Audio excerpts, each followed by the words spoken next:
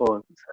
नमस्कार. मी संकल्प फाउंडेशनच्या वतीने आपल्या सर्वांचे सहर्ष स्वागत करतो. आजच्या या संवाद सारथी व्याख्यानमालेला सुरू करण्यापूर्वी आमच्या वेलकम सर. एन-जी-ओ विषयी थोडक्यात या ठिकाणी चालू परिचय करून देतो. आमचं एन-जी-ओ गेले 12 वर्ष झाले महाराष्ट्रातील विविध हं. भागात पर्यावरण, शिक्षण, आरोग्य, ग्रामीण विकास, जलसंधारण अशा विविध क्षेत्रात कार्यरत आहे. आमच्या एन-जी-ओचं मुख्य तत्व महात्मा गांधीजींचं खेड्याकडे चला आणि स्वामी विवेकानंद आणि रामकृष्ण परमहंसांचं शिवभावे जीवसेवा या तत्वाने आमचं एन-जी-ओ काम करत आहे. गेल्या 12 वर्षात समाजासाठी, समाजाकरिता आम्हाला जे काही सेवा करण्याचं कार्य करण्यास संधी मिळाली त्याबद्दल निश्चितच आनंद वाटतो. आमच्या एन-जी-ओची एक छोटीशी व्हिडिओ क्लिप मी या ठिकाणी शेअर करतो. नंतर आपण आजच्या ह्या व्याख्यानमालेला सुरुवात करू.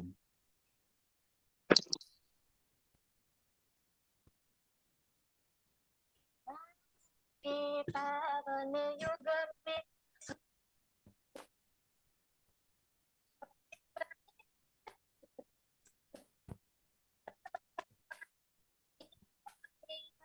वसुधा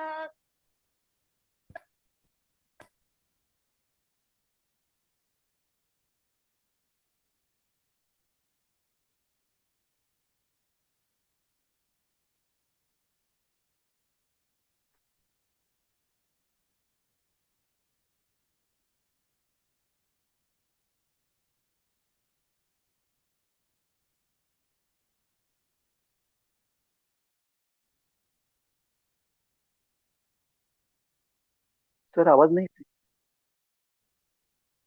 समीर. हॅलो. हॅलो.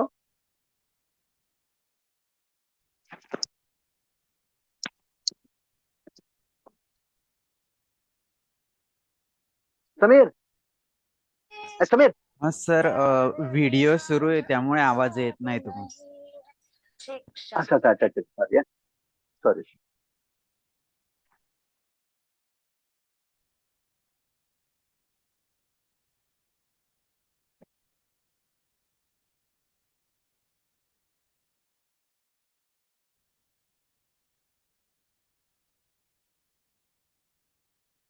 निर्मोही न भूले स्वार्थ साधना किया में वसुधा का कल्याण न भूले आविष्कारों की कृतियों में यदि मानव का प्यार नहीं है सृजनहीन वे प्राणी का उपकार नहीं. कोरोना काळात जेव्हा आमच्या सगळ्या फिजिकल ॲक्टिव्हिटी बंद होत्या, आम्ही ऑनलाईन वेबिनार सीरीज सुरू केली. ज्याच्यात महाराष्ट्रातील विविध क्षेत्रातील तज्ञांना बोलवलं. जसं ग्रामीण विकास असेल, कृषी प्रक्रिया उद्योग, कृषी च्या विविध पद्धती, ऑर्गॅनिक फार्मिंग, मिलेट्स फार्मिंग, यौगिक फार्मिंग यासोबतच आमच्या एन-जी-ओतील लोकांनी त्यावेळेस ठरवलं की अ, खूप सारे लोकं स्क्रीन वापरतायत जास्त. कॉम्प्युटरचा स्क्रीन असेल, मोबाईलचा, टीव्हीचा, तर त्यावर कंट्रोल कसं करायचं म्हणून पॅरेंट्स आणि स्टुडंट्ससाठी आम्ही वर्कशॉप घेतले ऑनलाईन स्वरूपात. आपले दैवत छत्रपती शिवराय, डॉक्टर बाबासाहेब आंबेडकर, भगवान गौतम बुद्ध यांच्या चरित्रावर देखील आम्ही व्याख्यानाचे आयोजन केले. हे सगळं करत असताना जाणवत होतं, की आपण अजून काय करू शकतो, की ज्यातनं संवाद घडत जाईल. मग आमच्या प्रमुख मार्गदर्शिका भावनाताई यांच्या मार्गदर्शनाने 15 ऑगस्ट 2022ला या संवाद सारथी व्याख्यानमालेची सुरुवात केली ऑनलाईन स्वरूपात. त्याचा मुख्य उद्देश जे पण अपंग किंवा डिफरंटली एबल व्यक्ती आहे, त्यांचा जीवन प्रवास जाणून घेण्यासाठी. कारण अपंग व्यक्तींच्या जीवनात रोजच खूप सारे संघर्ष असतात, की आणि हे संघर्ष करत असताना, जीवन जगत असताना ते आपल्या कमी ओळखून त्यावर मात कशी करतात, आपल्या जीवनाचं बॅलन्सिंग कसं करतात आणि ते जे काही क्षेत्रात कार्यरत आहेत, मग त्यांचं शिक्षण असेल, करिअर असेल, समाजकार्य असेल किंवा समाजात वावरताना ते आपल्याला कसं जुळवून घेतात समाजासोबत आणि स्वतःला सिद्ध देखील कसं करतात, हा आमचा प्रयत्न आहे की ते सगळं जाणून घेणं. मग हे सगळं करताना त्यांच्यात जो सारथी दडलेला आहे, तो हे सगळं कसं संवादात्मक आपल्या जीवनात उतरवत असतो. हे सगळं जाणून घेण्यासाठी आम्ही हा एक प्रयत्न सुरू केला आणि निश्चितच आतापर्यंत जेवढे महानुभाव येऊन गेले, त्या प्रत्येकाकडून आम्हाला प्रत्येक वेळी नवीन गोष्ट ऐकायला मिळाली, शिकायला मिळाली आणि समाजातील इतर घटकांपर्यंत ऑनलाईनच्या माध्यमातून ती पोहोचवण्याची संधी मिळाली. त्यामुळे निश्चितच आम्हाला अभिमान वाटतो, की हे सगळं कार्य करण्याची सेवा करण्याची संधी मिळत असते. मी जास्त वेळ न घेता आपले वक्ते भीमराव सरांचा परिचय करून देण्यासाठी सारिका मॅडमला विनंती करतो. भानसे सर, स्वागत आहे आपलं. नमस्कार. धन्यवाद सर. संकल्प फाउंडेशन सामनेर आयोजित संवाद सारथी या वेब संवाद सत्रातील पुष्प 160वे आज गुंफले जात आहे. हे पुष्प गुंफण्यासाठी आपल्या अपंगत्वावर मात करत शैक्षणिक व सामाजिक क्षेत्रात आपले वेगळे स्थान निर्माण करणारे महाराष्ट्र राज्यातील छत्रपती संभाजीनगर जिल्ह्यातील रहिवासी तसेच सेवानिवृत्त मुख्याध्यापक माननीय भीमराव धोंडिबा भुईगड सर आज आपणास वक्ता म्हणून लाभले आहेत. माननीय भीमराव भुईगड सर हे विशेष शिक्षक म्हणून 30 वर्ष सेवा देऊन निवृत्त झाले आहेत.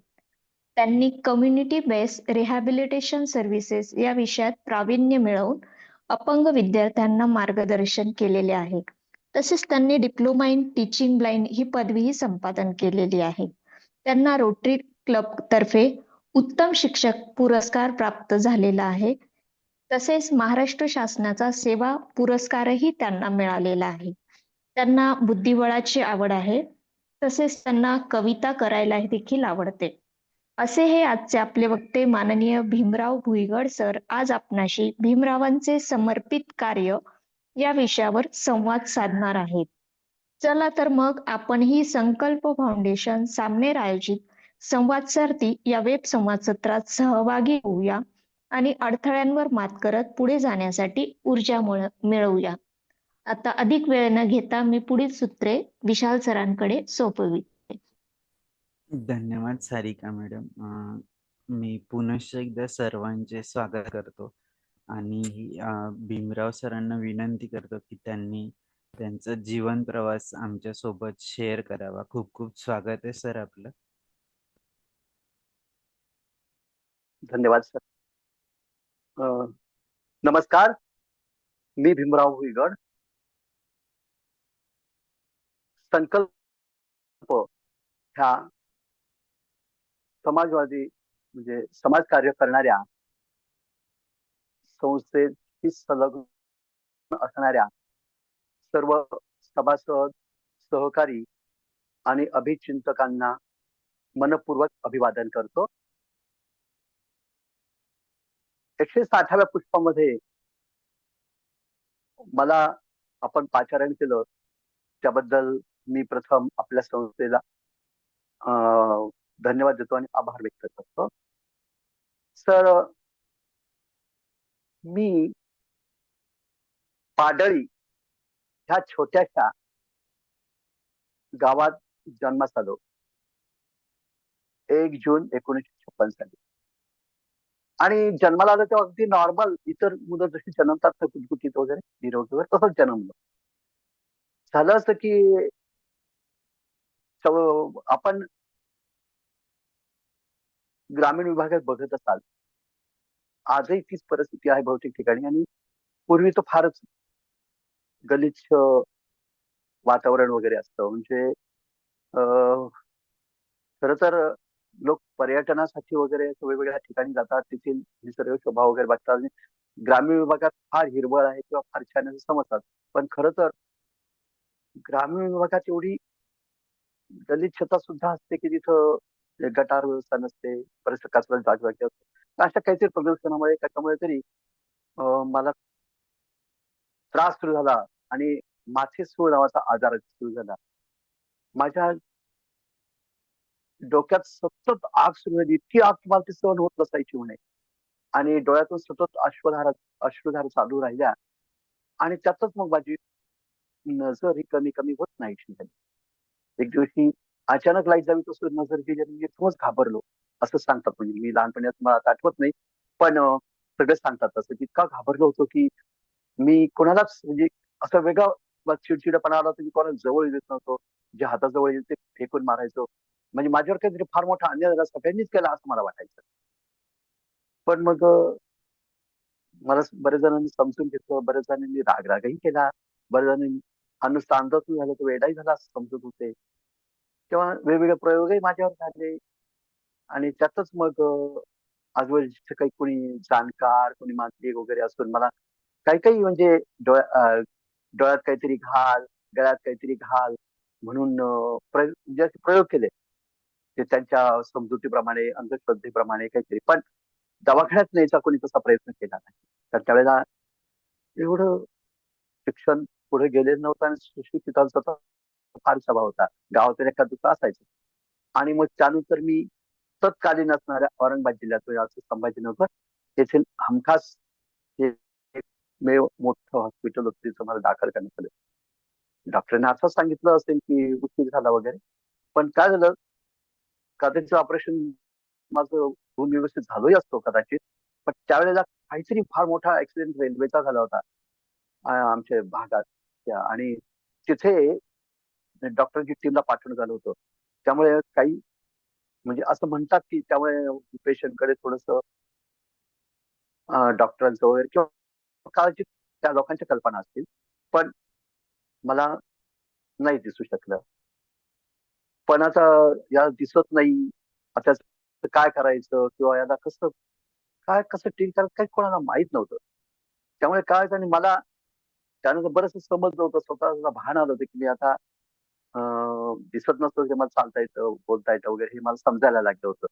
म्हणून मग मी स्वतः हिंडायचो स्वतः थोडंसं कसं तरी खेचाळायचो किंवा हातात भिंतीला धरून चालायचो, कोणी हातात धरून चालायचो. पण मला फिरावंसं खूप वाटायचं त्यावेळेला आणि मी ठेचाळलं की ओरडायचे लोक किंवा घरची सुद्धा की "अरे तुला लागतं, तुला दिसत नाही ना तर फिरू नकोस.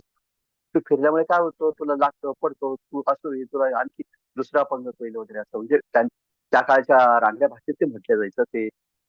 तर मला वाईट वाटायचं कारण ते गद्दावून बोलायचे ना. तर मग मला जबरदस्ती बसावं लागायचं. पण मग पुढे मी नाशिकच्या शासकीय अंध विद्यालयात मला दाखल करण्यात आलं. कारण संभाजीनगर इथे उपचार घेताना मला अंधत्व आलं. तर त्यावेळेस सुद्धा काही सामाजिक कार्यकर्ते असं असत म्हणजे ते नावाजलेलं असो की नसो पण त्यावेळेला त्यांनी वेळीच मार्गदर्शन केलं आणि मला अंधशाळेत जायचा योग आला. थोडासा उशिराच पण योग आला. आणि मला खरोखरच एक वेगळी दिशा मिळाली. आनंद वाटला मला.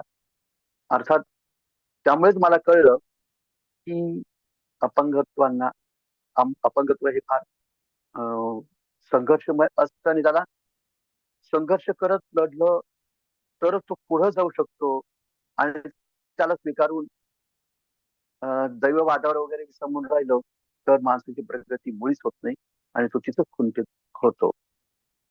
किंवा त्यावेळेस समाज सुद्धा तसा करत असतो आजही, की "अरे तुला लागेल, तू बसून राहा. तुला आम्ही काय लागतं जागेवर आणून देतो. तुला काय पाहिजे?" त्यामुळे होतं असं, की अपंगत्वांना फार मर्यादा यायला लागतात आणि मग त्या मर्यादा आल्यामुळे त्याचा विकास खरंच खुंटतो. इतर अपंगांना ही तो त्रास आहेच. पण त्यातल्या दृष्टीबाधित व्यक्तींना, जे दृष्टीबाधित दिव्यांगत्यांना ज्या मर्यादा येतात, त्या फारच असतात. म्हणजे जसं की म्हणजे मी सर्वच अपंगांना सारख्याच वेदना आहेत, पण ह्या मर्यादा इतक्या वेगळ्या असतात, कारण समाज लवकर समजून घेण्यासारखा त्या नसतात. कसं, की त्याला फिरायलाच नाही मिळालं, तर त्याची गतिशीलता खुंटते. मग गतिशीलतेचा अभाव होतो आणि मग मात्र त्याला चालायचं डेअरिंग सुद्धा होत नाही. कारण एक पाऊल टाकलं, बापरे! मला लागतं की काय? पुढे खड्डा की काय? अशी भीती वाटायला लागते आणि मग ते फिरणं थांबलं, की त्याची गतिशीलता थांबते आणि तो मग प्रगतीपासून वंचित झालेला असतो. दुसरं म्हणजे त्याचा अनुभव सीमित होतो. कसा सीमित अनुभव होतो? जसं की एखाद्या दृष्टीक्षेपात एखादी वस्तू आली, की ती वस्तू पूर्ण बघावी लागते, बघितली की त्यांना नेमक्या ती वस्तूचा आकार कळतो. पण दृष्टीबाधित दिव्यांगांचं तसं नसतं. त्यांना जेवढं हाताला लागेल ना तेवढीच ती वस्तूची कल्पना तो करू शकतो. जसं की एखादं चित्र कसं एखाद्या कागदावर फक्त स्पष्टपणे जेवढा समोरचा भाग आहे तेवढं दिसतो आणि तेवढं तुम्ही कल्पना करू शकता. पण आम्हाला हातात तेवढ्या भागात आम्ही तेवढं चित्र गृहीत धरतो. मागचा भाग, पुढचा भाग काहीच गृहीत धरत नाही. आणि मग आमची संकल्पनाच अशी होती की सीमित अनुभव असतो ना आमचा. त्यामुळे आम्हाला सगळं चित्र किंवा ती सृष्टी तेवढीच आहे असं वाटायला लागतं. म्हणून अंध विद्यालयांमधून सुरुवातीला काय करतात, की जे प्राणी आहे, पक्षी आहे, हे मातीचे असो, रबरी असो, ते पूर्ण आकाराचे आहेत असे असलेले दाखवले जातात. जेणेकरून अंधांना कळतं, की त्या वस्तू पूर्ण आहेत. म्हणजे त्यांना जितकं पूर्ण अनुभव देता येईल तेवढं देतात. म्हणजे त्यांच्या अनुभवाच्या सीमा वृद्धिंगत होतात. दुसरं असं, की वातावरणाशी संपर्क तुटतो दृष्टीबाधित दिव्यांगता आल्यामुळे. कसं, की एखादी व्यक्ती समजा आपल्या समोर बसलेली आहे, ती गप्पा मारते, पण ती हळूच उठून येत नाही. आम्ही त्यांच्याशी जी पूर्वी बडबड करतो तीच बडबड करत राहतो. समोरची व्यक्ती आमच्या बाजूला उठून गेली कळतच नाही मला. मग आम्ही बडबड करतच राहतो आणि मग कधीतरी कळतं अरे आपण एकटेच बडबड करतोय. तसंच आजूबाजूला एकदा आम्हाला सांगितलं, की हे असं-असं आहे, की आम्ही तेवढं गृहीत धरून तेवढं वातावरणात समरस होण्याचा प्रयत्न करतो. तेवढंच वातावरणात आजूबाजूला असं गृहीत धरून त्याचा अभ्यास करायला लागतो. पण प्रत्यक्ष वातावरण वेगळं सुद्धा असू शकतं. तर ह्या अशा काही आमच्या मर्यादा आहेत. आणि म्हणजे दृष्टीबाधित दिव्यांग झाला, की त्याला 3 मूलभूत मर्यादा यायला लागतात. पहिली सर्वात मोठी मर्यादा म्हणजे गतिशीलतेचा अभाव. कारण इतरही आम्हाला सुरक्षितता देण्याचा प्रयत्न करतात, की तुमचं बळ फिरू नको जागे. त्यामुळे तो फिरतच नाही, एकाच जागी खुंटतो आणि तिथेच तो बसून राहतो. म्हणून प्रत्येक कुटुंबाला मी असं सांगेन, की अशी जर व्यक्ती आपल्या घरात होऊ नये, पण बाय चान्स आपल्याला ती नजर काढली किंवा आपल्या सानिध्यात आली, सहवासात असेल, तर त्यांना आपण हाताने फिरवा, वातावरणाचं पूर्ण सखोल समजून सांगा, तुझ्या आजूबाजूच्या व्यवस्थित समजून सांगा. प्रत्येक गोष्टीचा आनंद द्या आणि त्याला काठीला धरून किंवा हाताला धरून फिरवा, समजून सांगा. तर त्याचा अनुभव वाढेल, त्याची गतिशीलता वाढेल. नाहीतर मग त्याची प्रगती थांबलीच असं असतं. मग विशेष शाळा ज्या असतात दिव्यांगांच्या, त्यात हेच प्रथम शिकवलं होतं, की त्यांच्या मर्यादावर विजय कसा मिळवायचा. आणि एकदा ह्या मर्यादांवर विजय मिळवता आला आणि त्याला व्यवस्थित फिरता आलं, तर मग ते नेहमीच्या नॉर्मल शाळेत जाऊन शिकायला लागतात. म्हणजे आता 5वी पासून किंवा 7वी पासून अशी मुले शिकायला जाऊ लागतात. इतर नॉर्मल मुलांच्या शाळेत जाऊन त्यांच्यासोबत अभ्यास करू लागतात. म्हणजे आमचा अभ्यासक्रम वेगळा असतो असं नाही. एक आहे, की आम्हाला वाचता यावं म्हणून बोटाने वाचायची जी लिपी आहे, स्पर्श लिपी, ब्रेल ती शिकवली जाते. आणि मग आमचा अभ्यास ब्रेल ह्या लिपीतून होतो. पण अभ्यासक्रम वेगळा नसतो. पुस्तक फक्त वेगळी असतात. अभ्यास तोच असतो. जो इतर नॉर्मल शाळेतील मुलाला पहिला पाठ, दुसरा पाठ तोच पाठ आम्हालाही असतो. तर ब्रेल शिकण्यासाठीचं जे वेगळं कसं कौशल्य असतं, ते शिकवण्यासाठी ब्रेलचे शिक्षक लागतात सुरुवातीला. पण एकदा ते सवय यायला लागली, की मग काही अडचण नाही त्याची होत. तर मग जेव्हा आम्ही नॉर्मल शाळेत शिकायला जातो, त्या वेळेला म्हणतात एकात्म शिक्षण पद्धत म्हणजे इतर समाजातील मुलांबरोबर जाऊन शिकणे. आणि त्यानंतर आता एकात्म शिक्षणाबरोबरच सर्वसमावेश शिक्षण पद्धती 2001 पासून लागू झाली आहे. 2005 ला प्रत्यक्षात अंमलात आली, की त्यात कसं पहिलीपासून सुद्धा ह्या मुलांना आपण जर नॉर्मल शाळेत प्रवेश दिला, तरी त्यांना शिकता येतं. ही संकल्पना पुढे आली. फक्त एवढंच आहे, की ब्रेल पोहोचायचा पर्याय असेल ना, तर एक तर त्या शाळेतील कोणा शिक्षकांना ब्रेल ची आवड असेल त्याला ब्रेल शिकवलं जातं आणि तो त्याला डेव्हलप करू शकतो. किंवा मग एखादा ब्रेल शिकलेला वेगळा शिक्षक तिथे मोबाईल शिक्षक म्हणून घेतला जातो. असे मोबाईल शिक्षक आता तालुका लेव्हलला, जिल्हा लेव्हलला प्रत्येक शाळेशी संबंधित आहेत. सर्वशिक्षा अभियानने त्या दृष्टीने तरतूद केलेली आहे. म्हणजे तो मोबाईल शिक्षक अंधच असावा असं नाहीये, पण त्याला ब्रेल येत असावा असा तो असावा. सर्व समावेश शिक्षण पद्धतीमुळे काय झालंय, पहिलीपासूनच सर्व मुलांचा सर्व मुलांमध्ये मिक्सअप होता येतं आणि त्यामुळे असे यांचे वेगळे प्रश्न नाहीत. ते सर्व लहानपणीच मुलांना कळायला लागतात. त्यांच्या वेदना कळायला लागतात. समरस होण्याची शक्यता लवकर होते. म्हणजे समाजात एकरूप लवकर होता येतं अशी कल्पना आणि खरोखर ती योग्य आहे. तर मी त्यानंतर मॅट्रिक पर्यंतचं शिक्षण के जे मेहता नाशिकच्या अंध विद्यालयात घेतलं. अंध विद्यालयात 7वी पर्यंत आणि तिथून पुढे के जे मेहता हायस्कूलमध्ये दिसणाऱ्या मुलांबरोबरच मी शिक्षण घेतलं. के जे मेहता हायस्कूलचे शिक्षक खूप छान होते.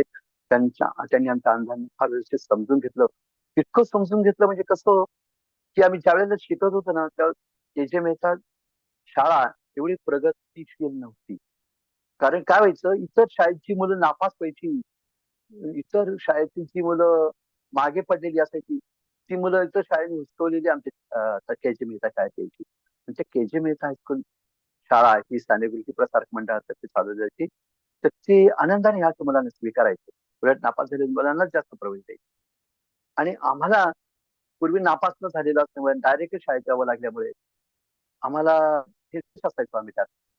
त्यामुळे आम्ही कशाला वैतागले नसायचो, आम्हाला त्याची आवड असायची. त्यामुळे व्हायचं असं, की आम्हाला शिक्षण घेता यायचं आणि मी शिकलो.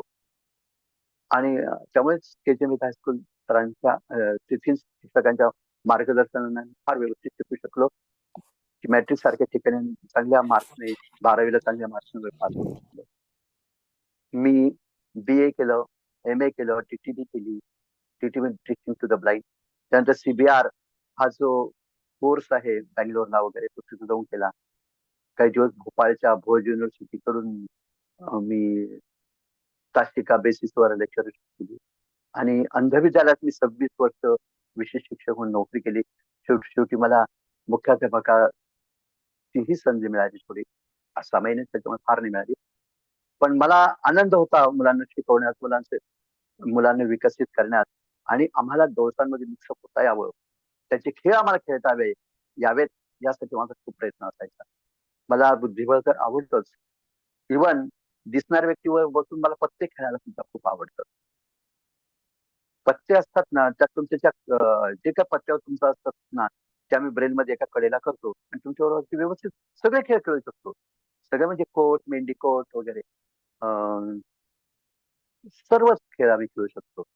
झब्बू वगैरे आणि आम्हाला जो तुम्हाला आनंद मिळतो तो आम्हाला तुमच्यासोबत घ्यायला खूप आवडतं.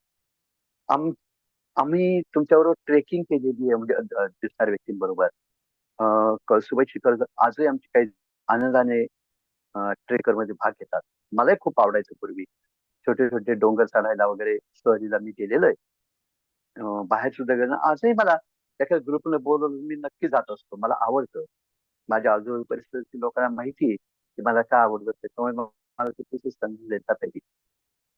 मला हे शिक्षक म्हणून मुलांना शिकवताना आनंद झालाच, पण रिटायरमेंट नंतर सुद्धा मला मुलांना काय अडचणी येतात ते कधी-कधी म्हणजे ग्रामीण भागात मला जेव्हा याचा योग येतो, तुम्ही जी जिथं आधी विचार करतो, इथे कोणी अपंग आहे का?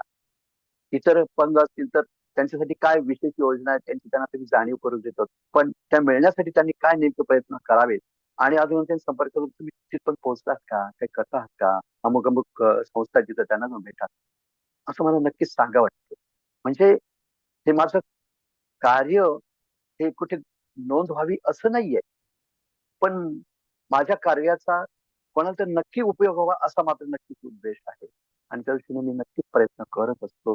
मला वेगवेगळी पुस्तकं वाचायची आवड असल्यामुळे ब्रेलच असं नाही, मी ऑडिओ बुक्स वाचतो, कॉम्प्युटर हाताळतो, मोबाईल हाताळतो आणि सगळ्या प्रकारच्या ऍक्टिव्हिटीज ज्या तुम्ही करतात तसं मला कराव्या वाटतात.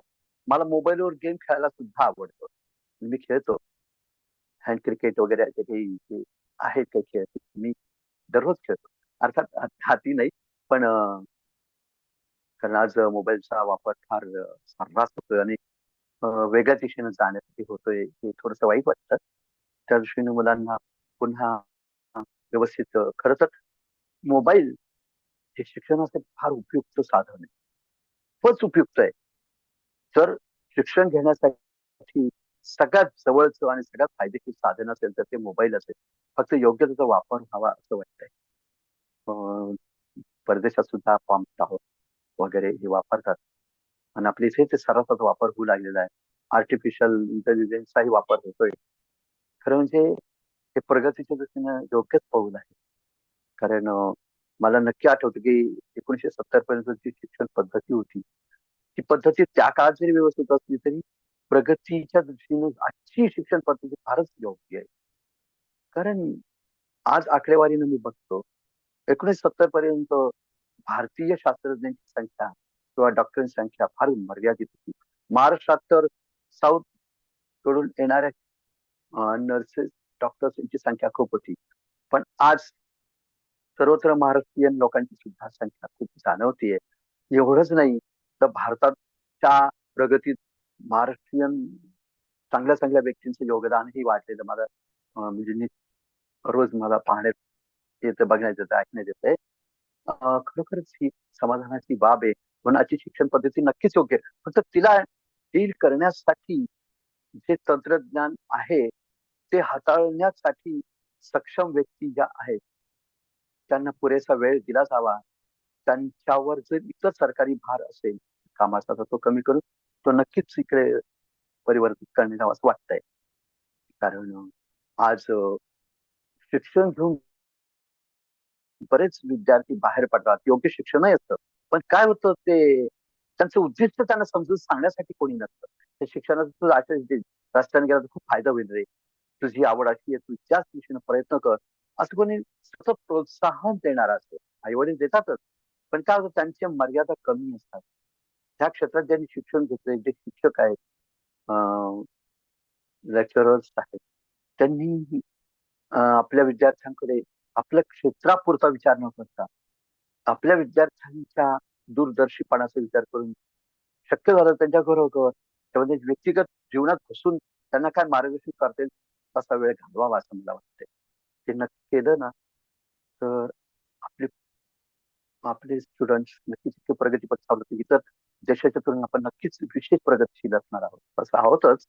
आपल्या काही योजनांमुळे मला तसं जाणवतंय, पण तरी आणखी प्रगती होईल आणि आपण केवळ एक ट्रेडिंग करणारे देश नाही, तर काहीतरी उत्पादन करणारा देश बनू, अशी मला आशा आहे. या दृष्टीने नक्कीच प्रयत्न व्हायला पाहिजे. संकल्प ग्रामीण विभागात जे योग्य काम करतं ते खरोखरच ऐकल्यानंतर मला खूप बरं वाटलं. त्यावर मला खूप समाधान वाटलं ऐकल्यानंतर आताही आणि आपण पर्यावरणाबद्दल किंवा याची खेड्यातील पाण्याबद्दल विशेष विचार करतात ते खरोखरच छान आहे. पण जसं शहरातली गटारबंद अवस्था आहे, तशीच गटारबंद अवस्था, कचऱ्याचं पूर्णपणे मूल्य म्हणजे व्यवस्थापन वगैरे हे असं खेड्याखेड्यातून झालं ना फार बरं होईल. तिथे साठणारा कचरा तिथेच कुठेतरी फार चांगल्या वापरासाठी झाला, म्हणजे इतर ठिकाणी नेऊन वगैरे त्यात नेणं आणण्याचा खर्च तो वाढतो. त्याने काय होतं मग ते महाग पडायला लागतो त्या कचऱ्यापासून बनणारी वस्तू जर झाली तर. ते त्या भागात त्याचं व्यवस्थित व्यवस्थापन झालं किंवा कचऱ्याचा निचरा होऊ शकला आणि तिच्यापासून व्यवस्थित टाकाऊसाठी व्यवस्थित झालं झालं, तर खरोखरच आपल्या देशासारखा सुजलाम सुफलाम देश अन्य नाहीच आहे कुठे, पण तो आणखी होईल. खेड्या-खेड्यातून होईल आणि कृत्रिमता जाण्यापेक्षा ते नैसर्गिकरित्या होतंय असं वाटू लागेल. मला अ, त्या बाबतीत खूप काही इच्छा आहे, करायची इच्छा पण आहे आणि संधी मिळाली तर मी खरोखरच मला त्यात मी त्या बाबतीने ते अभ्यासही चालू आहे माझा. मला खूप वाटतं की आपण या दृष्टीने काहीतरी करावं. शिक्षण पद्धतीत आपण सर्वजण जसं एक जीवाने अभ्यास करतात वर्गातून वगैरे, तसं आपण अपंगांनाही सांभाळून घेतात भाग वेगळा. पण त्यांच्या समस्या समजून घेऊन जर थोडंसं आपली प्रगती त्यांच्या प्रगतीशी जुळवून घेतली, तर ते आणखी योग्य होईल असं वाटतंय. म्हणजे ठीक आहे, आपण रनिंगमध्ये पुढे आहात किंवा स्पर्धेत नक्कीच असणार आपल्या पण थोडंसं स्लो चालून जर अपंगांना आपल्या सोबत घेतलं, तर त्यांच्या विकासावर तुमचा विकास होईल. खरं सांगतो मी, तो एक सात्विक आनंद आहे. खूप मस्त वाटतं. तुम्हाला नक्कीच तो आनंद मिळेल आणि त्यात आपण शहरावर खेडे विकासाचा प्रयत्न करतो. शहराची विस्तीर्ण फार फुगत चालली आहेत. शहरांच्या समस्या वाढत चालल्या आहेत.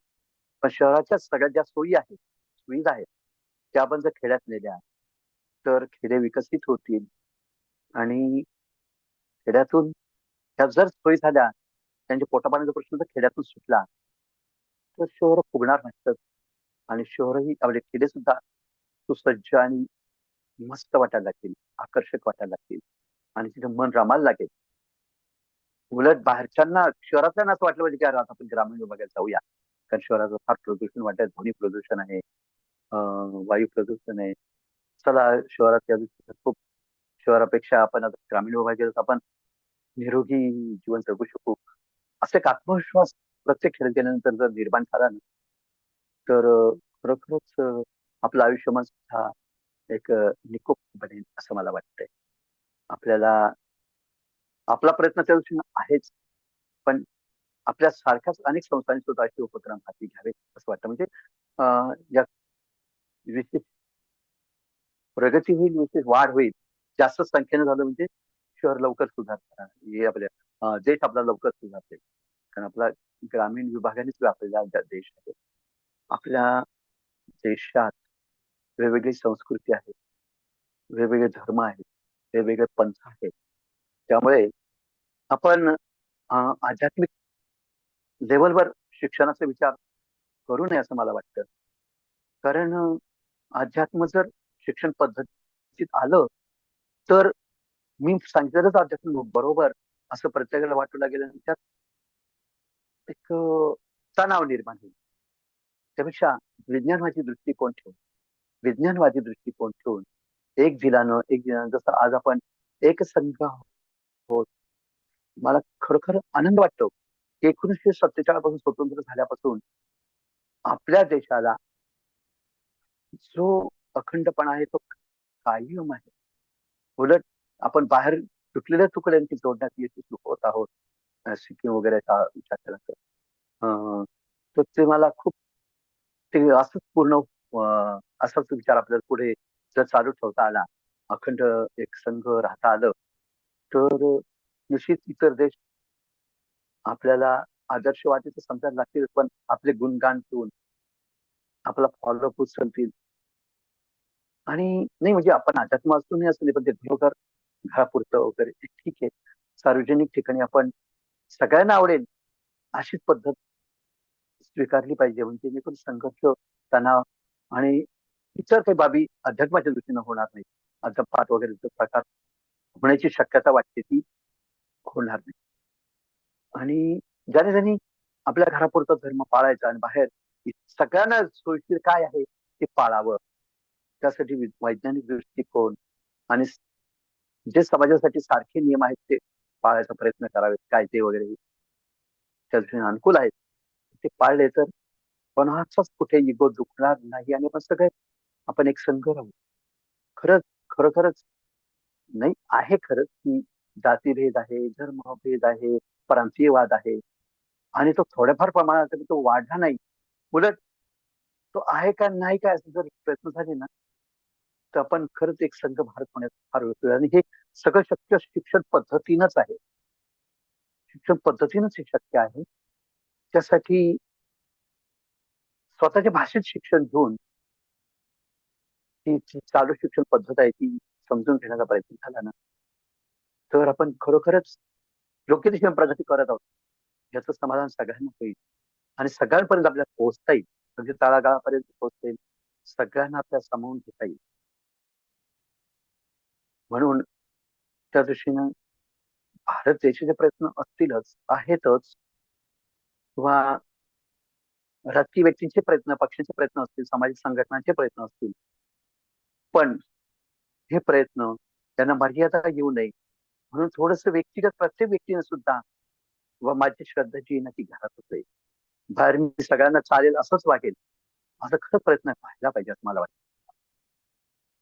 असं जर झालं ना, तर आपला जे देश सुजलाम सुफलाम इतकाच सहिष्णुतावादी बनेल तसा आहेच तो. पण ठीक आहे, थोडंसं कठीण कुठलं तरी सावट येण्याची शक्यता वाटायला लागली. जीव घातल्यासारखं वाटतंय. ते होणार नाही असं मला सर वाटतंय. तुम्हाला एक तर मिनिट सगळ्यांनी या थांबवतो आणि एक विचारायचं होतं की तुम्ही बोलता बोलता ते दोन मुद्दे विसरले. एक तर तुम्ही सांगितलं की गतिशीलताचा अभाव येतो, तर इतर दोन कुठले हो, कमतरता तुम्ही सांगत होता ते मध्येच तुम्ही थांबवलं. हो सर. सॉरी.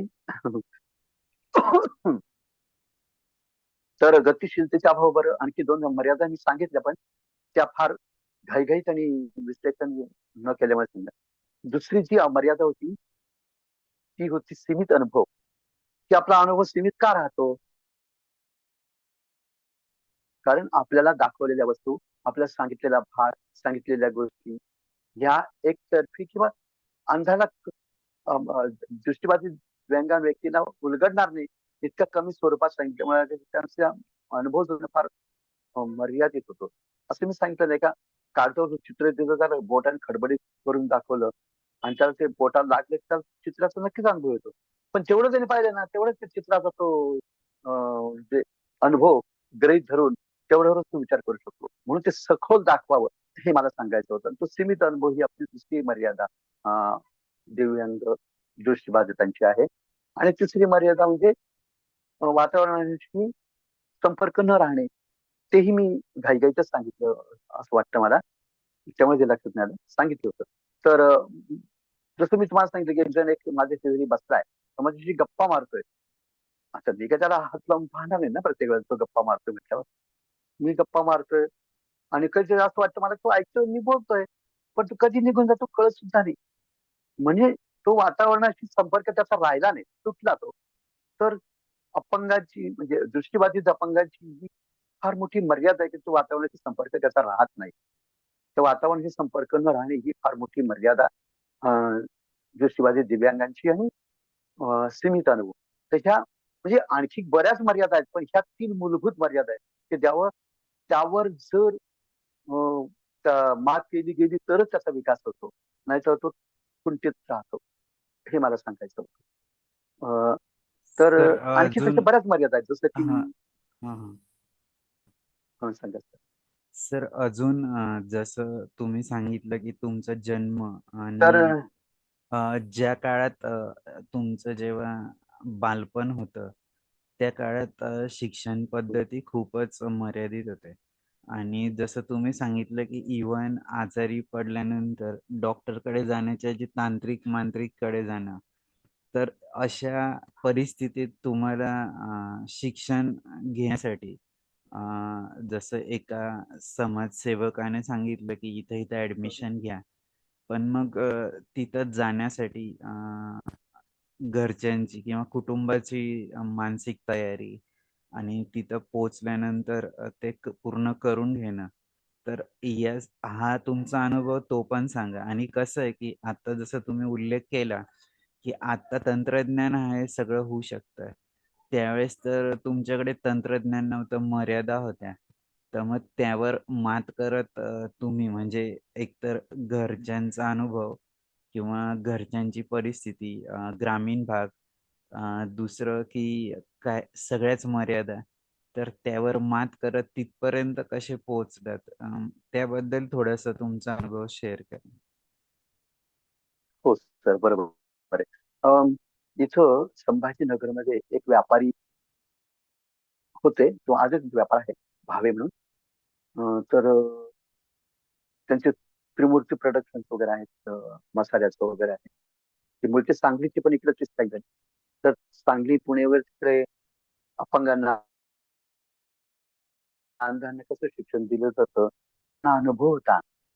आणि ते संभाजीनगरला त्यावेळेला एवढं काही लोकांना माहित नव्हतं. इकडे काय त्यावेळेला मराठवाड्यात निदान 60-70च्या काळात तरी, कारण मराठवाड्यात पहिली अंधविद्यालय बोधडीला 1966-67च्या दरम्यान झाली आणि दुसरी लातूरला 1970च्या आसपास झाली. मग आणि ज्या काय आता आज अंधशाळा भरपूर आहेत. प्रत्येक जिल्ह्यात 2-2, 3-3 आहेत. पण त्या सर्व 80 नंतरच्या.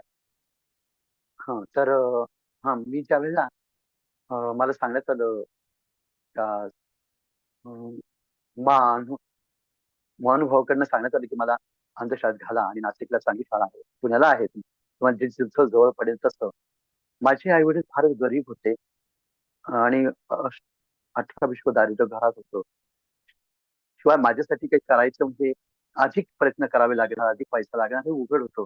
म्हणून आई-वडील घरी मला बसवून ठेवायचे आणि ते दोघंही श्रमिक होते.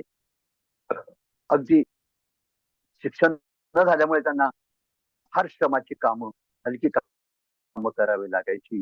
आणि फार थोडा पैसा मिळायचा. त्यात घराचं गुजराण होत नसायचं.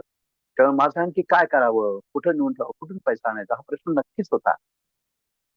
पण त्या सेवाभावी व्यक्तीने आम्हाला सतत मार्गदर्शन केलं, तुम्ही जा. कारण केल्याशिवाय याचा विकास होणार नाही. मग याला तुम्ही भिकारी करणार का? याला रस्त्यावर जे दिसतात बघा फिरणारी मुलं किंवा बस स्टँड, रेल्वे स्टेशन लोक बसलेले दिसतात, तसंच अवस्थेची होऊ द्यायची का? अशा भावनिक रूपी त्यांनी त्यांना समजवलं की तुम्हाला विकासात जर करणं नाही केलं त्याचा अशी अवस्था होईल. तुम्हाला आवडेल त्यात. म्हणून मग आई-वडिलांना खरोखर वाटलं की हे सांगतात. विशेषतः माझ्या आत्याला हे जास्त पटलं आणि तिनं आई-वडील ची तयारी नसतानाही मला सोडून त्यांच्यापासून सोडवून घेऊन मला अंध विद्यालयापर्यंत पोहोचवून हे आत्याने जो प्रयत्न केला, तो खूपच फायदेशीर राहिला. खरंच आई-वडील खूप रडत होते. त्यांना बरेच जण म्हणजे त्यावेळेला अशिक्षितच लोक असे म्हणजे, "अहो, अंध कुठे शिकतात का? त्या पोराला पकडून नेतील तिथं विकून टाकतील. त्याचं काहीतरी आवळं तोडून ते तिकडं असं बऱ्याच ठिकाणी भिकारी करतात." किंवा ते त्यावेळेला असं मुलं पळवण्याचे प्रकार असायचे. तर असं गोड बोलून वगैरे लोक तुम्हाला सांगतील, तिकडे पळवून त्यांचं काहीतरी करून टाकतील, तुमचा मुलगा जाईल तुमच्या हातातून. अशा बऱ्याच काही अफवा उठून आई-वडिलांचं मन द्विधा परिस्थितीत करण्याचा बराच प्रयत्न केला होता. पण माझ्या आत्याने मानलं नाही. जे होईल ते आमच्या नशिबानं असे आत्या म्हणायची. पण वडील कचरायचे जेव्हा खरंच नको.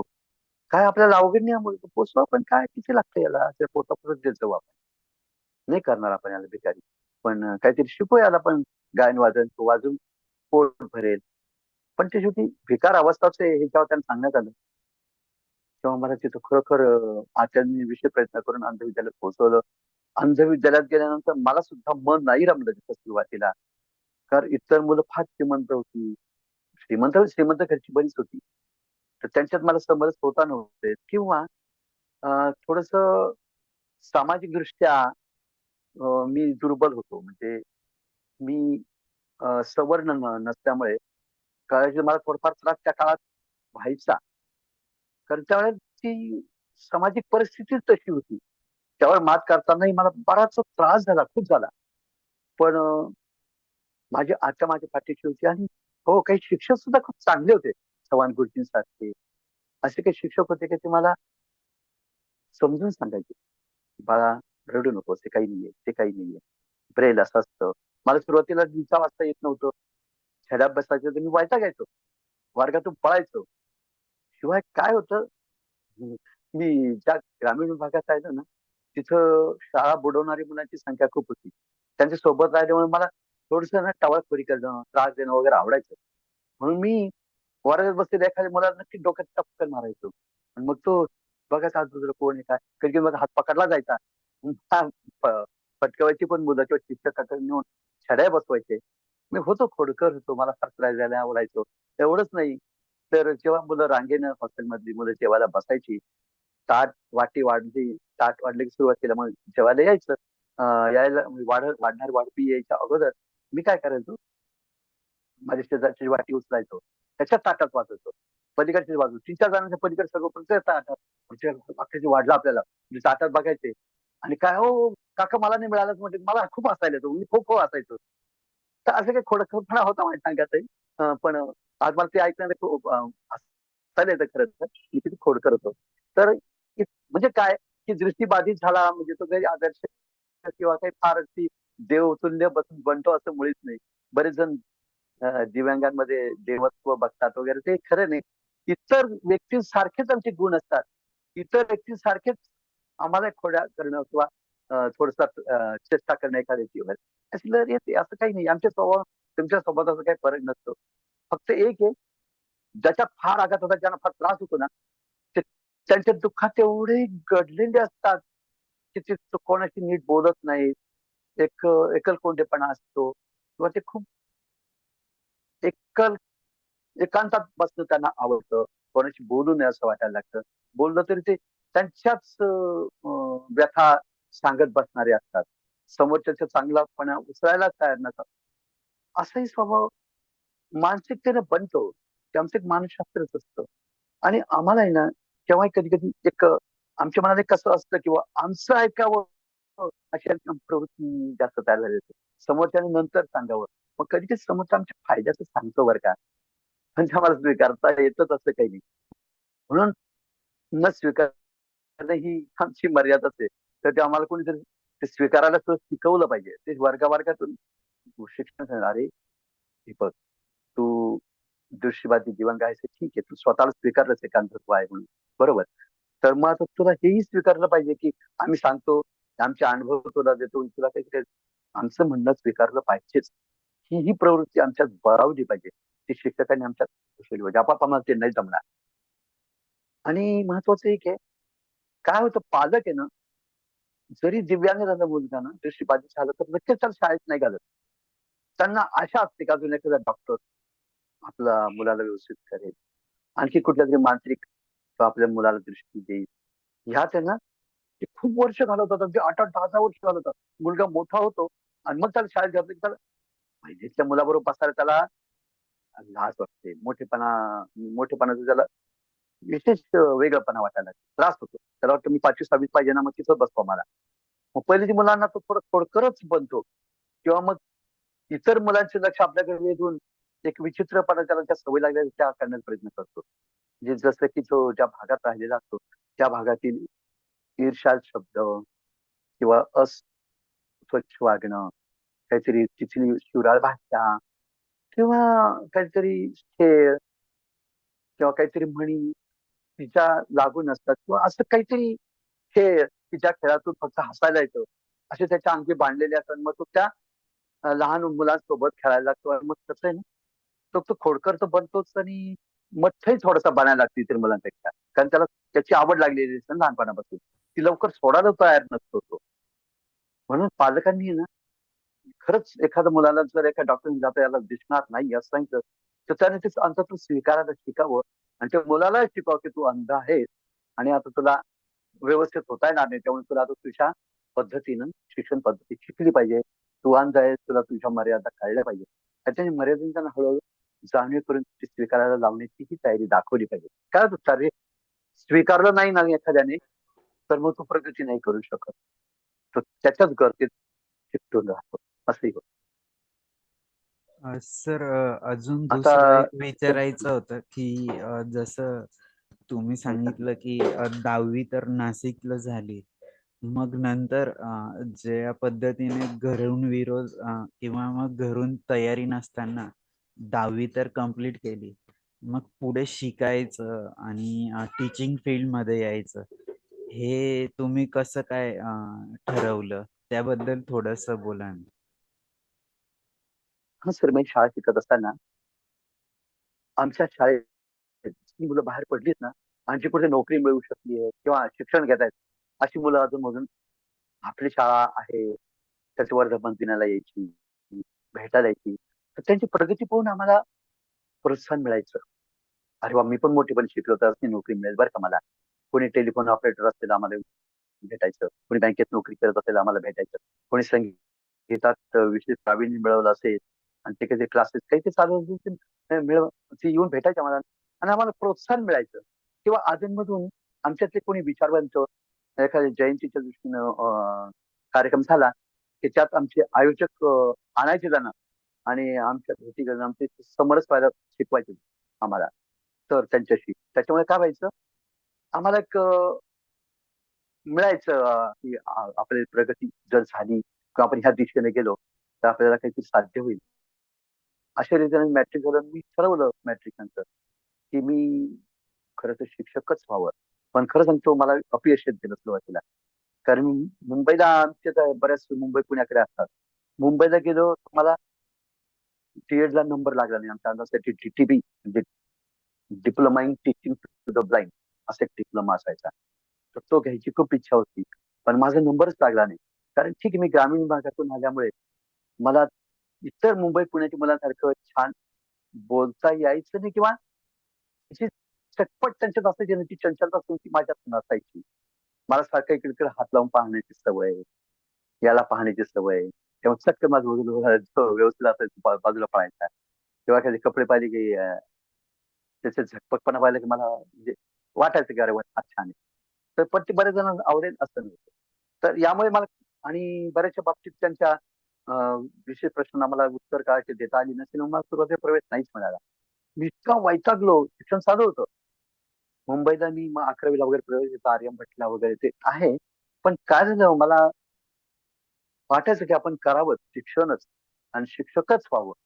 पण मला प्रतिकूलता जास्त होती आणि मी तेथील मुंबईला गेल्यानंतर मग ज्या ज्या प्रशिक्षण केंद्रात वगैरे गेलो, तर मला ते त्याच्याशी समरस व्हायची वेळ आली. म्हणून मला कंपनीत काम करायची वेळ आली. मी अंधेरीला काही दिवस नोकरी केली. पण मला ती नोकरी नको वाटायची. रोजची धावपळ किंवा धक्के लोकलच्यावर सहन नसत होत किंवा नंतर मला ते सहनही होऊ लागले. पण मुंबईत मी स्थायिक व्हावं असं मला नव्हतं वाटत. म्हणजे गरजेमुळे वगैरे असं नाही.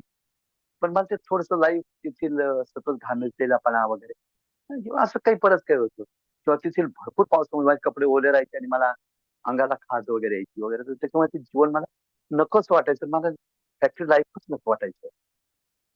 खरं तर फॅक्टरी लाईफ मध्ये मला खूप चांगली मुलं मिळाली, खूप मित्र मिळाली, खूप मला जीव लावणार मिळाली. खरं तर मी जिथे शिक्षक म्हणून होतो किंवा शिक्षण क्षेत्रात घुसल्यानंतर जीव लावणारी माणसं कंपनीत काम करणाऱ्या मुलांची नाही मिळाली. खरंच नाही मिळाली. उलट ईर्ष्याखोर, माझ्यापेक्षा अधिक प्रगती आहे असं दाखवणारी किंवा वेगळा व्यक्तिमत्व दाखवणारी व्यक्तीच मला शिक्षण क्षेत्रात जास्त भेटली. मन मिळवती नाही भेटली फारशी. पण मी नंतर संभाजीनगरला सुद्धा आलो. कंपनीत काम केलं मी जवळ 6-7 वर्ष रेमोना इंजिनिअरिंगला. तर तेथील कामगार इतके छान होते, की मला खूप सांभाळून घ्यायचे. मला अक्षरशः ते काही वेळा जर सायकलवर न्यायचे रस्त्यात भेटले तर, बसमध्ये बसण्यासाठी स्वतः उठून मला जागा द्यायचे. तुम्हाला ते खूप आनंद व्हायचा. मला फॅक्टरी लाईफ मध्ये आनंद देणारा खूप काही आनंदाचे क्षण माझ्या जीवनात आले. म्हणजे ते फार शिकलेले नसायचे, पण मनमिळावू फार होते. ते श्रमिक होते. मला श्रमात कमी कळायचं, पण ते मला मदत करू लागायचे आणि त्याच्याबरोबर न्यायचा प्रयत्न करायचे. माझं प्रोडक्शन कमी झालं म्हणून ते कधीही तक्रार करत सुपरवायझर सुद्धा नाही. उलट ते म्हणायचे, "नाही, अंधा असूनही हा फार छान काम करतो." असंच सांगायचे. पण मला स्वतः वाटायचं, की आपण नाही कमी आहे त्यांच्यापेक्षा. का बरं आहे माझं उगीच प्रशंसा करतात असं वाटायचं मला.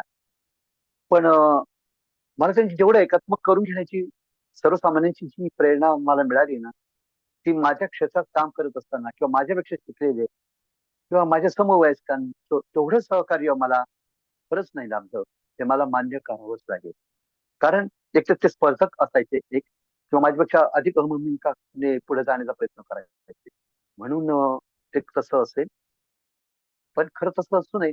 जे कामगारांमध्ये एकात्मता, एकरूपता जाणवते मला, तशी जर प्रत्येक क्षेत्रातील व्यक्तीने ते जाणवलं फार बरं होईल. कारण ते कमी शिकलेले असून सुद्धा खरंच एकाग्र होऊ शकतात, एकरूप होऊ शकतात. तितकं फार शिकणाऱ्यांनी एकरूप झालं ना, तर फार बरं होईल असं खरंच मला वाटतं. म्हणजे केवळ माझ्या किंवा दिव्यांगांना समजून घेण्याच्याच बाबतीत म्हणत नाही. ते इतर बाबतीत सुद्धा ते खरं आहे, असं मला आजही जाणवतं, की जितकं फॅक्टरी लाईफमध्ये लोक एकजीवाने काम करतात किंवा मॅनेजमेंटशी एकरूप होतात, तितके शिक्षण क्षेत्रातले असो, की इतर ऑफिसातले असो, युनियन बाजीमुळे त्याच्या बाजूमुळे कुठेतरी फार कुठेतरी दुरावा, एकोपा किंवा कुठेतरी सामंजस्यापासून दूर आहेत असं मला म्हणजे माझ्या तरी स्वतःचा व्यक्तिगत अनुभव असा जाणवला मला. कदाचित हा अनुभव अपुरा असेल, कदाचित तो माझ्यापुरता असेल, हे मी मान्य करतो. मी नाकारत नाही, की मी म्हणतो तेच खरं. आहे असं मला नाही वाटत. म्हणजे असं नाही काही खरंच असेल. पण असं असेल खरंच, तसं असं खरंच होऊ नये. जितकी सर्वसामान्य माणसं एकमेकांना समजून घेऊ शकतात, तेवढी सुशिक्षितांनी सुद्धा एकमेकांना समजून घ्यावं असं मला वाटतं. सर, अ, अजून एक प्रश्न होता की जसं तुम्ही जवळजवळ 25-26 वर्ष शिक्षण क्षेत्रात आहात आणि ज्या डिफिकल्टीज हो सर. तुम्हाला शिक्षण घेताना स्वतःला आल्या, तर शिकवताना तुमचे अनुभव म्हणजे विद्यार्थी कुठल्या प्रकारचे होते आणि जसं तुम्ही आता सांगितलं की आता सगळं तंत्रज्ञान पण तुम्ही शिकला आहात. तर मग तुम्ही शिकत असताना आणि नंतर शिकवत असताना जे काही बदल होत होते शिक्षण क्षेत्रात किंवा तंत्रज्ञानात, तर ते ऍक्सेप्ट करून किंवा ते शिकून ते मुलांना शिकवणं, तर हा अनुभव कसा होता? सर, हे खरंच खूप व्यवस्थित आहे. आजचं शिक्षण आणि आजचे विद्यार्थी सुद्धा फार अनुकूल आहेत. पूर्वी मी जेव्हा सुरुवातीला शाळेत लागलो, त्यावेळेला प्रतिकूलता होती फार आणि मुलं शिक्षणासाठी उत्सुक नसायचे. का? कारण ती शाळेत येणारी मुलं मोठी असायची वयानं. त्यांच्या अगोदरच्या सवयी अशा वेगळ्या असायच्या, की ते सोडून देऊन शाळेशी समरस होणं किंवा शिक्षणाशी समरस व्हायला कठीण असायचं. त्यामुळे आम्हाला ते जड जायचं, अवघड जायचं आणि काय माहित त्यामुळे पुढे जाणाऱ्या मुलांची संख्या कमी होती त्या काळात. दुसरी गोष्ट जे तंत्रज्ञान आवश्यक असतं स्वीकारण्याचं, तेही त्या काळात कोणी आत्मसात करायचं नाही. म्हणजे पहिलं तंत्रज्ञान म्हणजे काठीनं चालणं स्वतंत्रपणे. हे लवकर कोणी स्वीकारत नसायचं. नाही बा आपल्या हातात चालून कोणी धरून चाललं ना, तर आपण सुरक्षित जाऊ शकतो बा. काठीने चाललो तर ठेचा लागतात हो. धडकतो आपण किंवा काठी काय बा मोडतेच लवकर. अ, काठी व्यवस्थित चालवता जर नाही आली ना, तर ॲक्सिडेंट किंवा लागणं-भागणं हे प्रकार होतात. जर काठी व्यवस्थित चालवता आली, तर आणि अंध विद्यालयांमधून मोबिलिटी त्यांना शिकवली जाते. काठीने कसं चालावं, समोरच्या अडथळ्यांना कसं सामोरं जावं किंवा कसं स्वीकारावं, कसं ओळखावं वगैरे हे सगळं शिकवलं जातं मोबिलिटी या विषयामध्ये. तर ही काठी ही तंत्रज्ञानाची जी बाजू आहे, तर ती ती मुलं नव्हती मान्य करत. नाही, नाही आम्हाला धरून चाललं तरच आम्ही चालू, नाही तर नाही. आम्ही यार घरी जा रे, ही काठी घेऊन जा सोबत आणि खेड्या-खेड्यात तू प्रॅक्टिस करा. तिथे मोकळी जागा भरपूर असते. पण नव्हती मुलं त्यावेळेला ॲक्सेप्ट करत. पण पुढे-पुढे साधारण 90च्या पुढे वगैरे मुलं लहान असणारी शाळेत यायला लागली आणि खरोखरच विकास होण्याचा मार्ग वाढला. प्रगती झपाट्याने होऊ लागली. कारण लहान मुलं शिकतात लवकर. कारण इतर सवयी नसतात. त्यामुळे ते आपण सांगितलेलं तसं मातीचा गोळा असतो ना, तिथं आपण कडकता करतो. तशी ती असतात. त्यामुळे त्यांचा विकास करणं सोपं जातं. म्हणून लहानपणीच मुलं शाळेत आली, तर त्यांचा विकास व्यवस्थित करता येतो. आणि तेच कदाचित आजही असेल, की आज 2.5 ते 3 वर्षापासून मुलं जेव्हा शाळेत जायला लागते ना, तर त्या शाळेची आवड निर्माण होऊन फार लवकर विकसित होतात त्या मुलं पूर्वीपेक्षा आणि त्यांना लवकर आत्मसात होतं ते तंत्रज्ञान. आज अ, अ, दृष्टीबाधित व्यक्तींसाठी खूप तंत्रज्ञान विकसित झालेलं आहे. म्हणजे आता आवाज देणारे, मार्ग सांगणारे चष्मे आले. शिवाय काठ्याही बोलक्या आल्या आहेत आणि महागडे आहेत, पण आज ते घेण्यासाठी सरकारकडनं काही सुविधा पण आहेत. पण त्या काळात तसं काहीच नव्हतं. त्यामुळे कसं आहे, आज सगळ्याच ह्या तंत्रज्ञानाला स्वीकारतात असं नाही, की महागडं आहे म्हणून काही जण अजून नाही करत. मुंबई, पुण्याकडे जेवढं तंत्रज्ञान विकसित झालेलं लोक वापरतात, तेवढं अजूनही अ, इतर छोट्या-छोट्या शहरांमधून नाही वापरत. पण निदान काठी तरी वापरतात आजकाल. मग पूर्वी ती सुद्धा वापरत नसायची. पण एक खरं, की आजचे दृष्टिबाधित व्यक्ती तंत्रज्ञानाला स्वीकारण्याची त्यांची तयारी आहे. कुवतीप्रमाणे ते खरेदी करतात. कॉम्प्युटर शिकतात, लॅपटॉप वापरतात, मोबाईल वापरतात, Android, iPhone वगैरे सर्व वापरतात. कारण त्यांना ते टॉकिंग सॉफ्टवेअर असतं त्यात. त्यामुळे त्यांना ते सगळं करता येतं. सगळं म्हणजे ईमेल, WhatsApp, Instagram हे सगळं ते करतात. PhonePe करतात, Google Pay करतात किंवा बँकिंग व्यवहार करतात. तेवढंच नाही तर काही जण घर बसल्या तंत्रज्ञानाच्या सहाय्याने अ, व्यवसाय करतात. 30 ते 40,000 माझा एक विद्यार्थी मुंबईला दिवसाला 70,000 अ, कमवतो आणि बंगलोर, चेन्नईकडे जाऊन किंवा जवळच्या परदेशात जाऊन आधुनिक तंत्रज्ञान शिकला येतो. त्यामुळे त्याला ते व्यवस्थित त्याचं बस्तान बसलेलं आहे आणि आज तो जवळ 1,00,000च्या घरात नोकरीवर कमवतो किंवा घरबसल्या सुद्धा कमवतो. आज बऱ्याच भारतीय लोक ज्यांनी भारतीय अंधांनी ज्यांनी ज्यांनी हे तंत्रज्ञान स्वीकारलेलं आहे आणि त्याचा विकास मनापासून केलेला आहे. स्वीकारलेला आहे, शिकले. तर ते बऱ्यापैकी कमवू शकले आहेत, फिरू शकतात. ते त्या तंत्रज्ञानाच्या सहाय्याने स्वतःला डेव्हलप करू शकतात. इतकं की ते किचन सुद्धा सांभाळतात सगळं तंत्रज्ञानाच्या सहाय्याने सगळं करता येतं. ते महागडं आहे. गव्हर्नमेंटने जर त्याला सबसिडी किंवा ह्याचे प्रकार लोन देण्याचे प्रकार केले तर कदाचित ते ग्रामीण विभाग ग्रामीण विभागापर्यंत सुद्धा हे तंत्रज्ञान पोहोचायला वेळ लागणार नाही. सर असं मला अजून वाटतं. एक हा या संपूर्ण प्रवासात मी तुम्हाला मध्ये मध्ये थांबवतो त्याबद्दल सॉरी, पण कसं आहे नाही नाही सर, उलट की पाहिजे. नाही नाही सर, उलट उलट उलट सर, हा, नाही, मला विचारा तुम्ही. उलट विचारलंच गेलं पाहिजे असं मला वाटतं.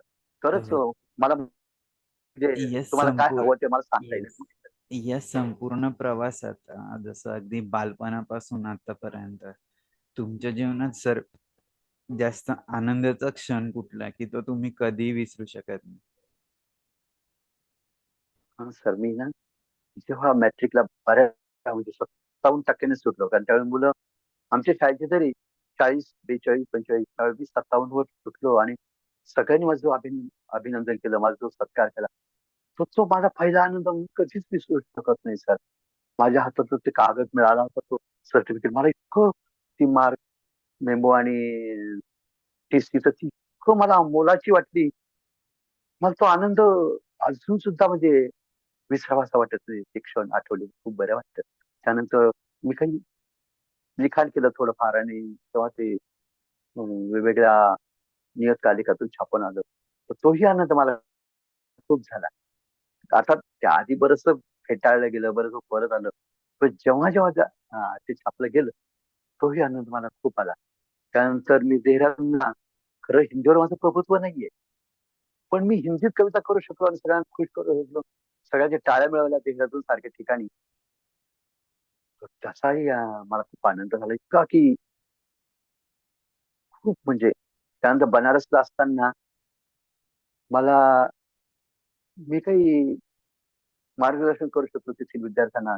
त्या विद्यार्थ्यांना हुरळून जाऊन मला जे अ, आनंदाने मला जे काही आनंद उत्सव त्यांनी साजरा केला माझ्यासमवेत, तो क्षण मला नाही विसरता येत. त्याचबरोबर मी तुम्हाला सांगितलं, मी कंपनीत काम करत असताना माझ्या मर्यादांचा कोणी बाऊ न करता मला त्यांनी स्वीकारून जे त्यांच्या बरोबर जे समजलं त्यांच्या ट्रिपमध्ये किंवा त्यांच्या इतर उत्सवात, खेळात किंवा कशात त्याच्या घरात वगैरे मला जे वावरू दिलं, तर तेही खूप मला आनंददायी वाटलं. तेही क्षण मला विसरता येण्यासारखे नाही. मुंबईत असताना मला एकट्याला फिरायला जमायचं. तर लोकल बदलणे किंवा लोकलने प्रवास करायला मला खूप बरं वाटायचं. आनंद होतो. आजही होतो. आता तर लोकलमध्ये बरंच आमच्यासाठी टॉकिंग सॉफ्टवेअर्स आलेत, की पुढचं स्टेशन कोणतं सांगणे वगैरे. त्यावेळी नसतानाही मला तो आनंद व्हायचा. आज तर होतोच आहे. म्हणजे मेट्रोत फिरण्याचा सुद्धा आनंद मी दिल्लीत मिळवला. तोही मला खूप आनंददायी वाटतो. आणि महत्वाचं म्हणजे मी महाराष्ट्रीयन नसून इतर राज्याच्या जातो जेव्हा ते मला नेतृत्वाचा आनंद देतात, त्याचे क्षण मला खूप आनंददायी वाटतात. ते काही शब्द मला म्हणजे ते काही जे क्षण आहेत, ते खूप जपून ठेवावेसे वाटतात मला. तर असे बरेच आनंदाचे क्षण आहेत. त्याचप्रमाणे अ, मुलींनी मैत्रीण म्हणून काही मला मित्र म्हणून स्वीकारणं, त्यांची जी विचारांची देवाण-घेवाण करणं. तर ते सुद्धा मला खूप बरं वाटतं. काही शिकलेल्या मुलांनी मित्रत्व मला बहाल करणं, ते सुद्धा मला खूप छान वाटलं.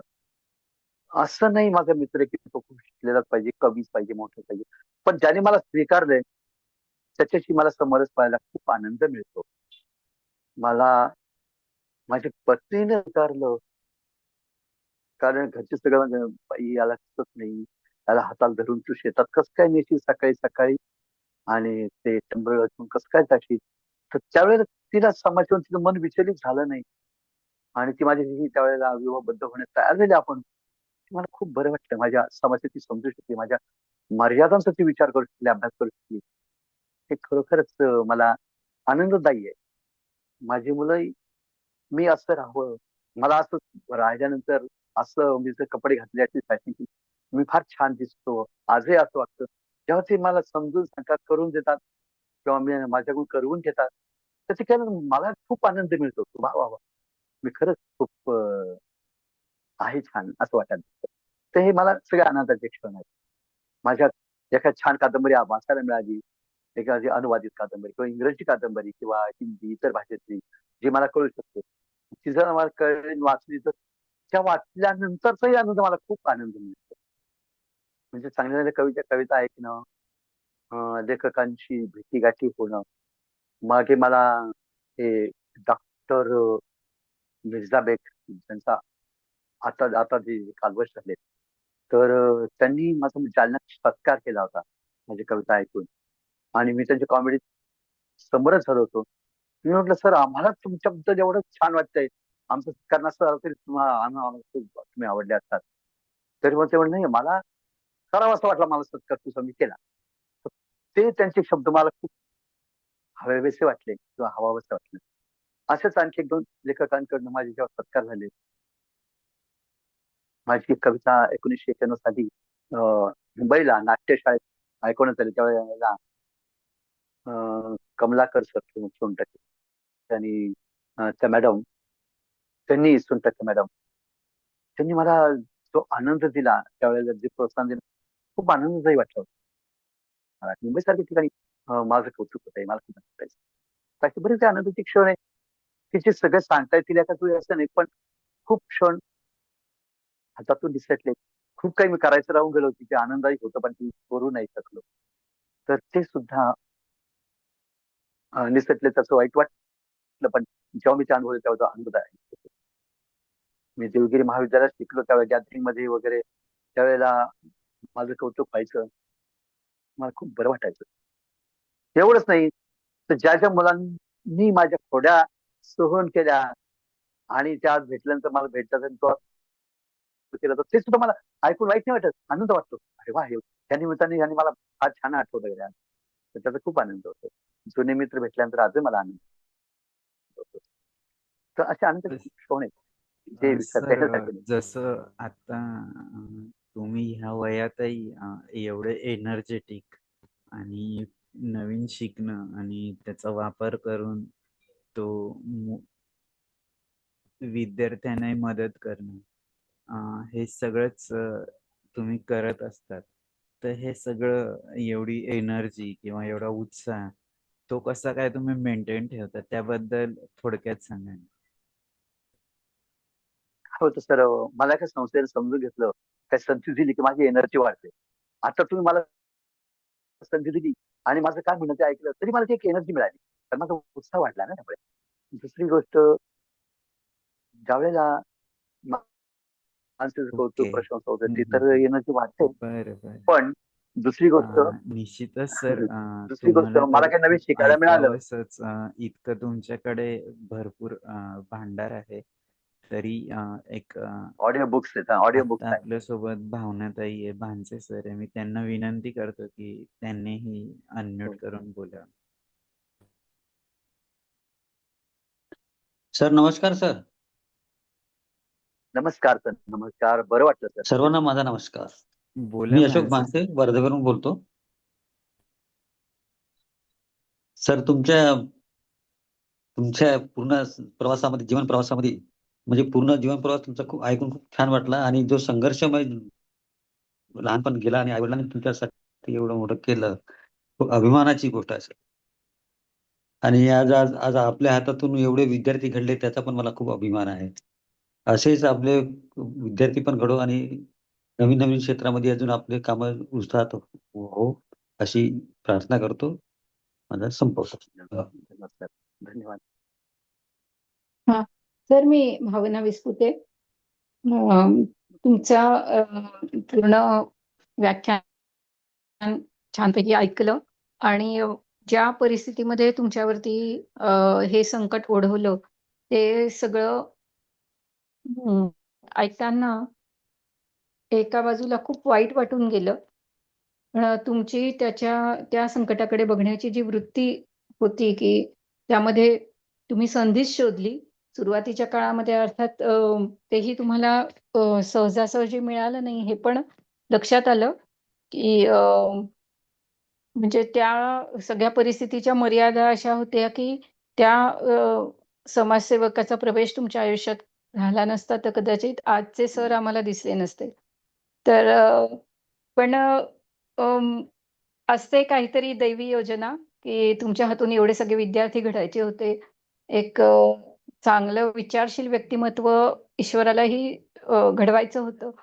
म्हणून कदाचित ह्या सगळ्या गोष्टी घडून आल्या आणि या पुढच्या काळामध्ये तुम्ही मुलांना ज्या पद्धतीने घडवलं, ज्या म्हणजे शिक्षण क्षेत्रामध्ये वावरत असताना ज्या तुमच्या अशी सगळी मूल्य तुम्ही जपलीत, हे सगळं ऐकताना खूप छान वाटत होतं. आणि अ, हे पण खूप छान वाटलं तुम्ही आता आनंदाचे क्षण सांगताना, की खरंच छोट्या-छोट्या घटनांमध्ये आनंद तुम्ही शोधत राहिलात आणि त्यामुळे इथपर्यंतचा प्रवास तुम्ही खूप आनंदाने आणि उत्साहाने केला. तर हे सगळं ऐकताना खरंच खूप छान वाटलं. खूप खूप धन्यवाद सर. मला एक धन्यवाद. तुम्ही मला खरंच समजून घेऊ शकाल आणि तुमच्या समोरच करून घेऊ शकाल. मला आवडतं असं. ते मला संधी मिळाली आणि नवीन एनर्जी मिळाली असं मला वाटायला लागलं. धन्यवाद. मला तुम्ही समजून घेऊ शकलात. मला संधी त्याबद्दल तुमचा सगळ्यांचा आभारी आहे. धन्यवाद आणि भावनाताई. कंटाळा नाही सगळ्यात महत्त्वाचं हां. वाटतं. सर, अजून एक सांगायचं होतं, भावनाताईंनी बरेचसे ऑडिओ बुक्स रेकॉर्ड केलेले आहेत, की ते वाह! वाह! वाह! इतरांना मदत मिळू नक्की, शकेल नक्कीच. म्हणून. हां. हो सर, मला त्यांची नंबर द्यावा त्यांचा. मी त्यांच्या घरी जाऊन मिळवेल ते. मला आवडेल तसं. हो, नक्की सर. मी म्हणजे मी नाशिकला असते. म्हणजे मी हं, हां. हं. म्हणजे मी पोस्टाने नाही मागवणार मॅडम किंवा कसं मागवू नये. मी स्वतः येऊन कलेक्ट करेल. नक्की. मला ते आवडतं तसं. तर तुम्ही मला नंबर देऊन ठेवा मॅडम. म्हणजे मला बरं हो, वाटेल. नक्की, नक्की सर. तुम्ही आता म्हणजे ग्रुपमध्ये संपर्क आलेच राहील. आमच्या, तर तुम्हाला नक्कीच हो. नंबर देतेच. हं. हो सर. हो मॅडम. तर धन्यवाद छान भावनाताई. वाटलं मॅडम. सारिका मॅडम. धन्यवाद. हां, सारिका मॅडम, विशाल सर, भावनाताई आणि ते कुठले सर, पानशे सर. ह्या सगळ्यांना मी धन्यवाद देतो, की तुम्ही मला फार छानपैकी ऐकून घेऊ शकलात आणि माझ्याशी समरस झालात. माझ्या भावनांशी एकरूप झालात. मला फार बरं वाटलं, आनंद वाटला. धन्यवाद सगळ्यांचे. सारिका मॅडम बोला. धन्यवाद सर. खूप छान वाटलं सर तुम्हाला ऐकून. हा जो तुमचा उत्साह आहे, हा असाच टिकून राहावा. तुमच्या पुढील आयुष्यासाठी तुम्हाला खूप खूप शुभेच्छा सर. Thank you. धन्यवाद सारिका मॅडम. भीमराव सर, खरोखर विशाल सर, आपले पण खूप धन्यवाद. कारण तुम्हीच मला या क्षेत्रात म्हणजे आपल्याशी जुळवून घेतलं. हो. सुरुवातीला अ, अ, येस सर. मला अजून 2 गोष्टी सांगायच्या होत्या. एक तर तुम्ही ज्या अ, एक वेगळा अँगल आज दिला आम्हाला, जसं मी सांगितलं सुरुवातीलाच, की प्रत्येक वक्ता आम्हाला नवीन काहीतरी शिकावून जातो, ऐकावून जातो. तर तुम्ही 3 गोष्टी, की एखाद्या अ, अंध व्यक्तीला काय-काय मर्यादा असू शकतात आणि त्यातनं त्याने कसं सावरायला पाहिजे. तुम्ही अगदी छोटंसं उदाहरण दिलं, की अगदी काठीचा वापर करून चालायला लागणं, हे त्याच्या आतून होणारा त्याचा विकास आहे आणि तो विकास खूप महत्त्वाचा आहे आणि ते करत असताना ही जी बाहेरची प्रगती आहे, म्हणजे उदाहरणार्थ ॲक्सेसिबिलिटी त्याच्या आजूबाजूला, तो नंतरचा विषय. पण सर्वात आधी तर आतलं, की त्याने वाटलं पाहिजे की नाही मला अ, हे सुरुवात करायची आहे शिकायला, बदल करायला. तर ते तुम्ही आज आम्हाला नवीन पद्धतीने शिकवलं. सर, तुम्ही सांगितलं तुम्ही छान कविता करतात. एखादी कविता नक्की तुमची ऐकवा. आणि एक छोटासा संदेश. मग आपण प्रार्थनेने आजच्या या सत्संगाची सांगता करूया. आणि मी पुनश्च एकदा तुमचे ऋण व्यक्त करतो, की तुम्ही वेळ दिला आमच्या संपूर्ण संवाद सारथी आणि संकल्प फाउंडेशन परिवाराकडून. एक छोटीशी कविता तुमची आम्हाला नक्कीच ऐकायला आवडेल आणि एक संदेश सर्वांसाठी, की कसं जगलं पाहिजे. तर माझं कानोसा म्हणून एक काव्यसंग्रह आहे आणि कविता आता कसं झालं मी म्हणजे आज मला कविता म्हणावं लागली असं माहिती नाही. मी थोडंसं कवी संग्रहावरून हात काय फिरू शकलो नाही. पण मी थोडंसं सांगतो आणि महत्वाचं म्हणजे माझ्याकडे जे ऑडिओ बुक्स आहेत, माझं असं म्हणणं नाही की दृष्टीबाधितांनीच काय वाचावेत. पण ज्यांची क्षीण दृष्टी झाली, विशेषतः वार्धक्याने जे आज पीडित आहेत, तर अशा वारकरी व्यक्तींनी सुद्धा माझ्याकडे ऑडिओ बुक्स मागवावेत. मी त्यांना व्हॉट्सअपवर पाठवेल किंवा मी त्यांच्या घरी जाऊन स्वतः पेन ड्राईव्ह देऊन ते त्यांना ऐकण्याची सोय करेल. मला ते आवडेल. कारण मी बरेच ग्रामीण विभागात जातो. घरात बसलेले बरेचसे म्हातारी व्यक्ती असतात. त्यांच्याशी कोणीच बोलायला तयार नसतो. ते एकांतात बसून वैतागलेले असतात आणि त्यांना वाटतं नकोच वाटतं. तर त्यांना मी अशा ऑडिओ बुक्स नक्कीच पेन ड्राईव्हच्या स्वरूपात देईन. दिले आहेत आणि देईनही. माझे संपर्क करायला सांगेल ज्यांना आवश्यक आहे. मी त्यांच्या घरी जाऊन देईन. मला नक्की आवडेल सर तसं. तर आणि कविता मी साधारण एक कवितेचं काही ओळी मी म्हणतो आणि मी संदेश देतो. माझ्या गोजिऱ्या बाळा, माझ्या गोजिऱ्या बाळा, मोबाईलचा नसावा रे चाळा. वेळोवेळी गेमवरती गेम, तुला येत नाही का रे कंटाळा? माझ्या गोजिऱ्या बाळा, सतत घालून खाली मान, पाठीची बनते वाकडी कमान.